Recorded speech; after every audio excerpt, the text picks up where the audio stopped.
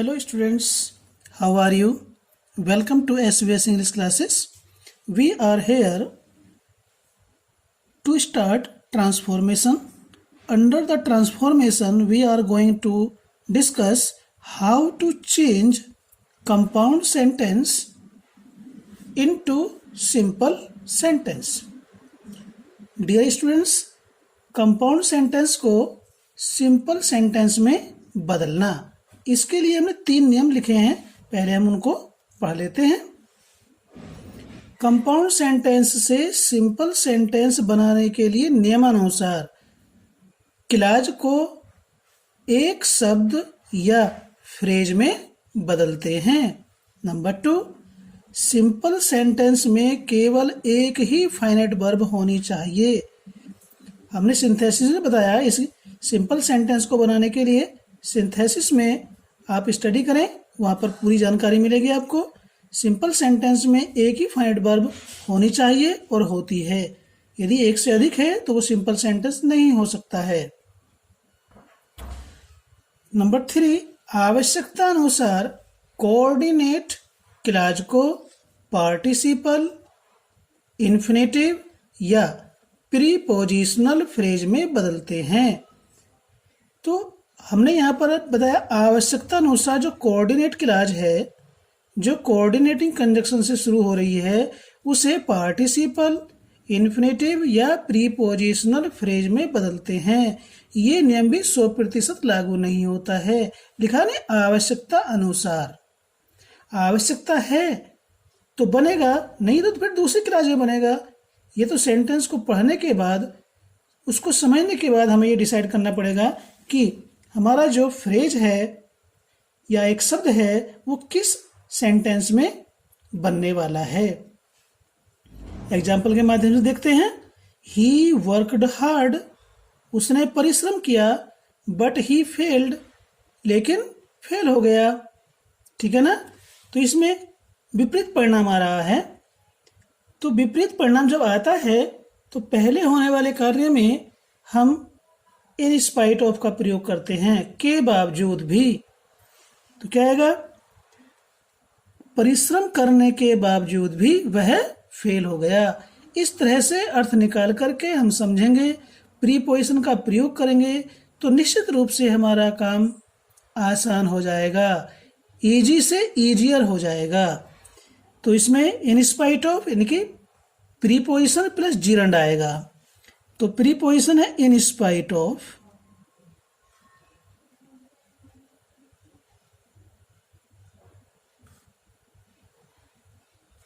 अभी जैसे हमने इसमें नंबर 3 में बताया था कि कोऑर्डिनेट क्लॉज को पार्टिसिपल, इन्फिनेटिव या प्रीपोजिशनल फ्रेज में बदलते हैं, है ना। तो यहाँ तो ऐसा नियम लागू नहीं हो रहा, आवश्यकता नहीं है यहाँ पर। इसलिए हमारा जो फ्रेज बन रहा है, प्रीपोजिशनल फ्रेज बन रहा है, वो पहले होने वाले कार्य में बन रहा है जो प्रिंसिपल क्लॉज है। तो परिश्रम करने के बावजूद भी, तो इन स्पाइट ऑफ, इस वर्कड को प्रेजेंट पार्ट उसमें क्या कहते हैं, जीरंड में बदल देंगे, फर्स्ट फॉर्म में लेकर आएंगे और आईएनजी जोड़ देंगे इसमें। Working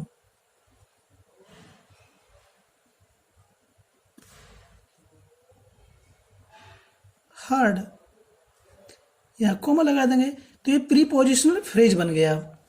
he failed,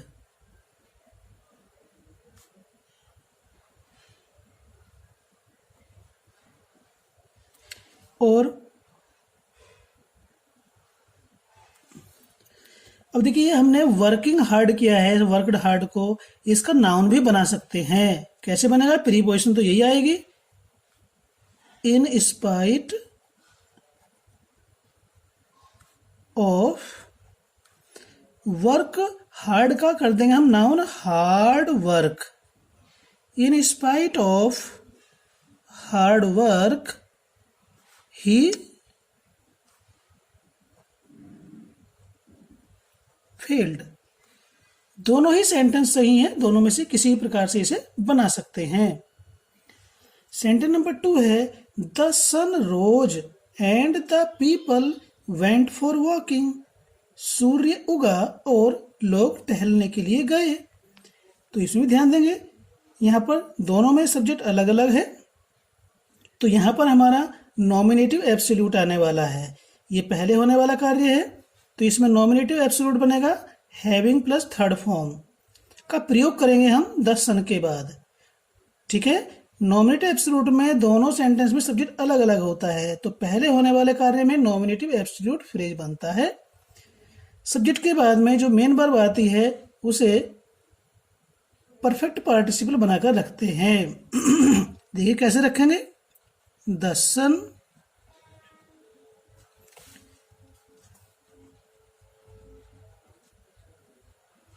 having risen, comma लगा देंगे, ये हमारा फ्रेज बन गया। डियर स्टूडेंट्स, मैं आपको बता दूं, इसके लिए आपको सिंपल सेंटेंस की स्टडी के लिए सिंथेसिस को देखना पड़ेगा, स्टडी करना पड़ेगा, वहां वीडियो में आप स्टडी कर सकते हैं। द सन हैविंग राइजन, ये परफेक्ट पार्टिसिपल है, सब्जेक्ट के बाद रखा हुआ है, कोमा लगा देंगे। द पीपल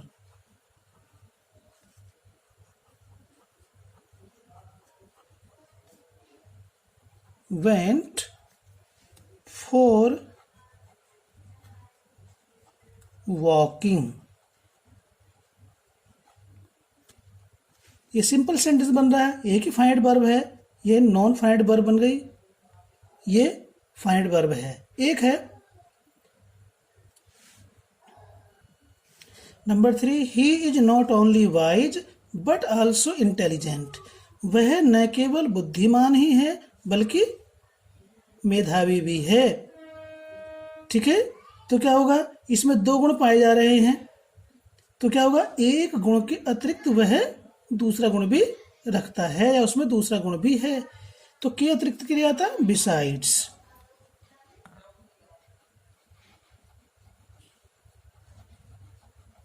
बिसाइड्स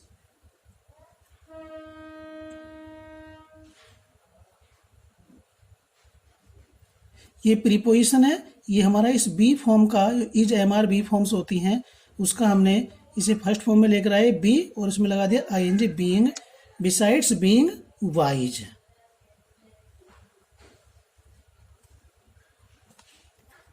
किस प्रकार से चेंज कर रहे हैं, इस चीज को ध्यान में रखने की आवश्यकता है।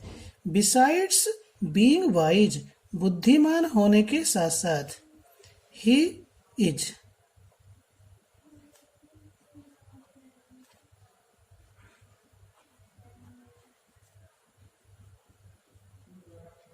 इंटेलिजेंट। दो गुणों की उपस्थिति पाई जा रही है, के अतिरिक्त उसमें ये भी है। नेक्स्ट है, he must not be careless और ही विल बी पनिश्ड, उसे लापरवाह नहीं होना चाहिए अन्यथा उसे दंड मिलेगा। ठीक है, तो यहाँ पर और आ रहा है, ऐसे जो मैं नियम बता रहा हूं ये हर एक और अन्यथा वाले सेंटेंस में लागू होगा ऐसा मैं नहीं कह रहा हूं, मैंने पहले कहा आपके सेंस पर डिपेंड करता है। तो क्या होगा, ही विल बी पनिश्ड, उसे दंड मिलेगा, यानी दंड से बचने के लिए उसे लापरवाह नहीं होना चाहिए। तो बचने के लिए क्या आता है, टू अवॉइड।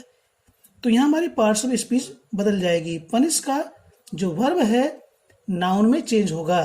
देखते हैं, ही मस्ट नॉट बी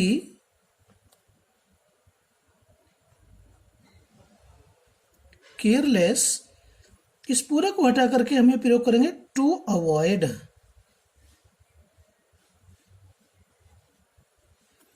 बचने के लिए, पनिशमेंट, जो वर्ब थी उसको हमने नाउन में चेंज कर दिया और प्रयोग किया टू अवॉइड पनिशमेंट। पनिशमेंट से बचने के लिए उसे लापरवाह नहीं होना चाहिए, यदि लापरवाह होगा तो फिर क्या होगा, दंड मिलेगा।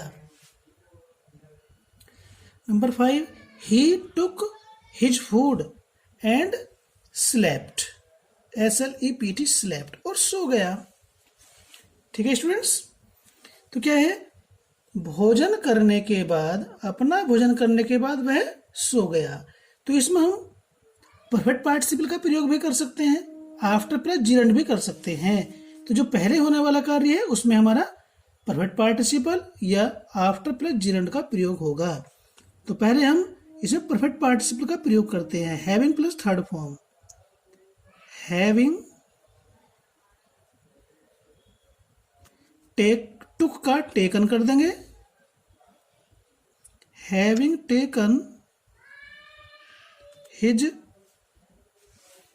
फूड, कॉमा, ही स्लेप्ट, और आफ्टर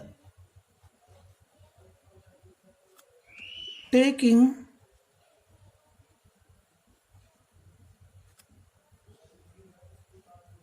हिज फूड, या कॉमा का प्रयोग करेंगे, ही स्लेप्ट। दोनों में से कोई सा भी रूल अप्लाई कर सकते हैं, ये आपके नॉलेज पर डिपेंड करता है। नेक्स्ट है be good and you will be carefree. नेक बनो, तुम चिंता मुक्त रहोगे। ठीक है, तो क्या होगा, भले होकर, नेक बनकर, करारा या नेक बनने के द्वारा, होने के द्वारा तुम चिंता मुक्त रहोगे। तो क्या होगा, बाय। प्रीपोजिशन बाय का प्रयोग करेंगे, इसका जीरंड बना देंगे। बी का जीरंड बीइंग होता है, बाय बीइंग गुड, अच्छा होकर, या अच्छा होने के द्वारा।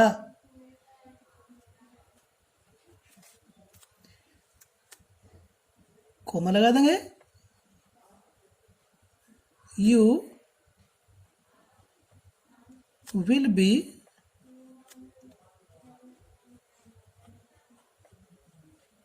Care free.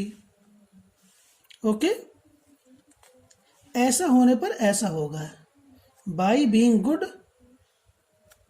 You will be carefree. Next है I went to Kanpur where I met my friend. ये कंपाउंड सेंटेंस है। ठीक है, तो आई कानपुर गया और वहां आई कानपुर गया और आई वहां अपने मित्र से मिला। तो क्या हुआ, आई कानपुर अपने मित्र से मिलने के लिए गया। तो जो इसमें मैट आ रहा है सेकंड फॉर्म है, इसका हम इन्फिनेटिव बनाएंगे, इसे फर्स्ट फॉर्म में चेंज करेंगे, टू लगा देंगे। किस प्रकार से लिखेंगे, यहां पर देखिए, I went to Kanpur to meet my friend.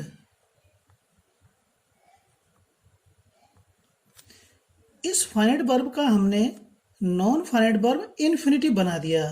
तो आई कानपुर अपने मित्र से मिलने गया। Turn to the left and you will reach the college. बाईं ओर मुड़ो और तुम कॉलेज पहुंच जाओगे। तो पहले ये काम करना पड़ेगा, तो क्या जोड़ेंगे, बाईं ओर मुड़कर तुम कॉलेज पहुंच जाओगे। तो इसमें हमें प्रेजेंट पार्टिसिपल बनाना पड़ेगा। टर्निंग टू द लेफ्ट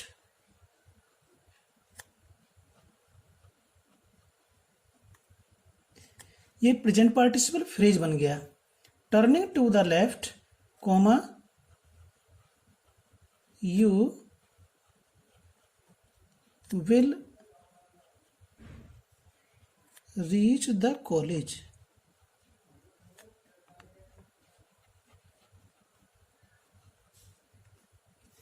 ये हमारा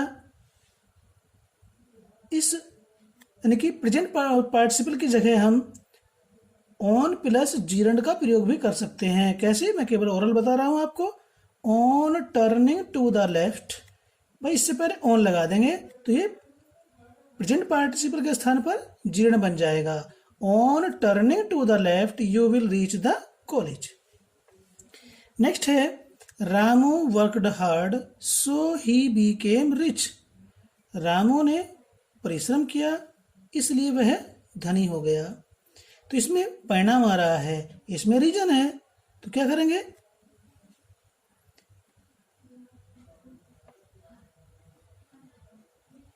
बिकॉज ऑफ के कारण, वर्कड का को फर्स्ट में चेंज करेंगे और लगा देंगे इसमें आईएनजी, जीर्ण बन जाएगा।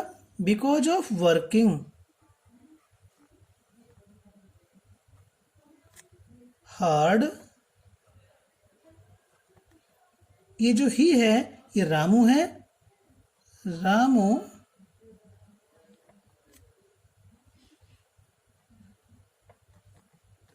became rich। इस प्रकार से हम इसको सिंपल बना देंगे। ये जो फाइनाइट वर्ब थी इसे हमने नॉन फाइनाइट वर्ब जीर्ण में चेंज कर दिया और उससे पहले प्रीपोजिशन आ गई। इसको हम मौखिक बता रहा हूं। ये वर्किंग हार्ड है, इसका नाउन भी बना सकते हैं, due to hard work. Due to hard work Ramu became rich. Ramesh was ill so he could not go to Lucknow. Ramesh बीमार था इसलिए लखनऊ नहीं जा सका। ठीक है, तो इसमें क्या है, यहाँ ये सेंटेंस रिजल्ट शो कर रहा है, इसमें रीजन है। तो किस प्रकार से बनाएंगे रीजन से? ड्यू टू, बिकॉज ऑफ भी आ सकता है, ड्यू टू भी आ सकता है। अब देखिए यहाँ पर इस इल का जो एडजेक्टिव है इसका हम पार्ट्स ऑफ स्पीच चेंज कर देंगे, इल से इलनेस बना देंगे। तो ड्यू टू इलनेस,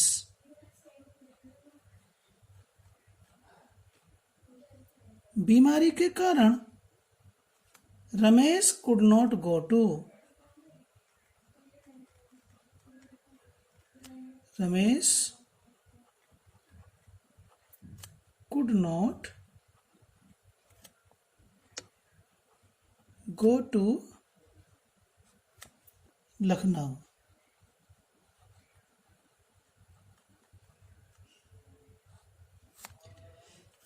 इसको दूसरे तरीके से बना सकते हैं। कैसे? इसमें वाज आ रहा है, ये बी की फॉर्म होती है।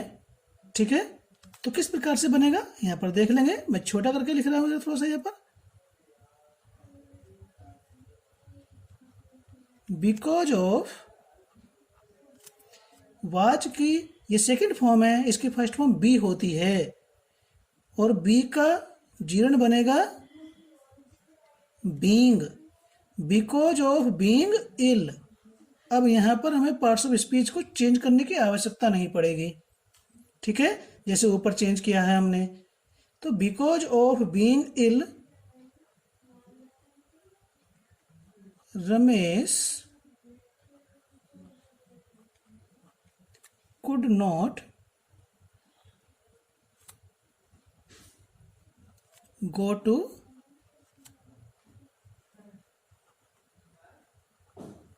लखनऊ।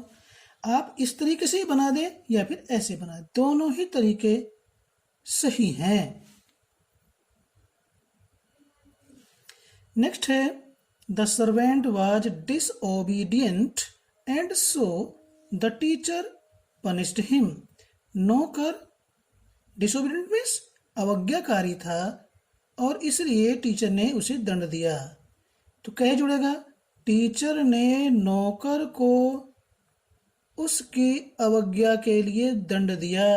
यहाँ जो ये एडजेक्टिव है इसे नाउन में चेंज करेंगे, पार्ट्स ऑफ स्पीच चेंज हो जाएगी और इसके अतिरिक्त हमें अन्य शब्द का प्रयोग प्रीपोजिशन का भी करना पड़ेगा।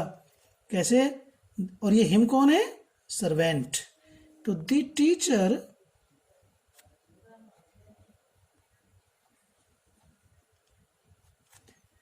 पनिश्ड,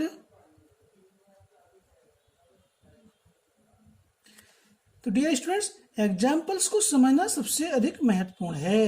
एग्जाम्पल समझ में नहीं आता है तो उसे पुनः देखिए, फिर देखिए, जब तो समझ में नहीं आता बार बार देखिए और हाँ, बीच में मैं आपको बताना चाहता हूँ कि यदि आपने चैनल को सब्सक्राइब नहीं किया है अब तक, तो इसे सब्सक्राइब जरूर कर लें ताकि आपको अपने कार्य की वीडियो मिल सके।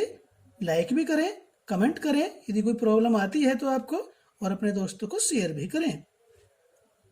तो द टीचर पनिश्ड हिम कौन है? The servant. यहाँ द सर्वेंट लिखेंगे हम। The teacher punished the servant for his disobedience.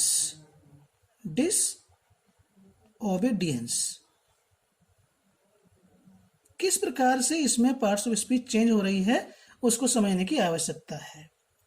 Next है he took his gun and started firing. उसने बंदूक ली और फायरिंग शुरू कर दी। तो बंदूक लेकर एक के बाद तुरंत दूसरा कार्य हो रहा है, तो क्या आएगा? इसको फर्स्ट में चेंज करेंगे, प्रेजेंट पार्टिसिपल बना देंगे। Taking his gun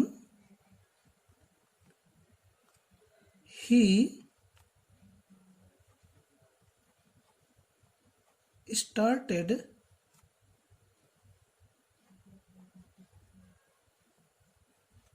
firing. इस प्रकार से हम इनको चेंज करेंगे कंपाउंड को सिंपल में। आपको समझ में आ गया होगा। यदि कोई परेशानी होती है तो बार बार इसको देखें, निश्चित रूप से आपको समझ में आएगा। धन्यवाद।